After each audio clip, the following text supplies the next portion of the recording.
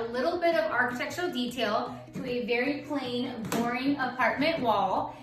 It's super cheap, super easy, and the best part, totally removable. So our first step is we cut a 1/4" plywood to the size that we wanted the architectural detail to be. I only want it to be 2/3 of the wall.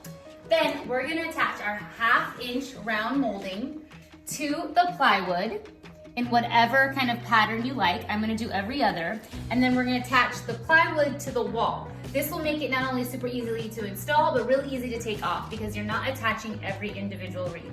We have cut our molding, our 1/2 round, also to the size that we want, and now we're gonna attach them to our plywood. So here is what you're gonna need. We're using a nail gun because we think it's faster, but if you just wanna use a hammer and small finishing nails, that would work fine. A square to get all your pieces nice and even and straight, which that is key. Safety glasses, and then also we've made ourselves a 1/4" guide just to help us do the spaces evenly each time. If you're doing yours right next to each other, you won't need this. Okay, so you're just going to align using your spacer, align your 1/2 round. Now, we have made an allowance because we're gonna add a shelf, but if you don't have a shelf, your whole piece of molding will go the entire length of the piece of plywood. Spacer there, I'm using my square to make sure everything's nice and straight.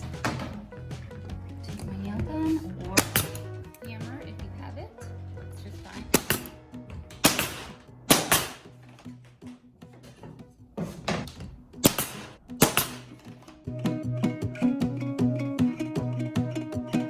We're all done with adding all the molding, so we propped it up.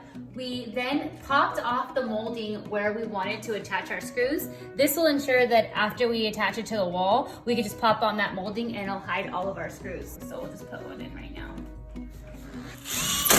Now you're gonna pop on your trim and it will cover your screw perfectly.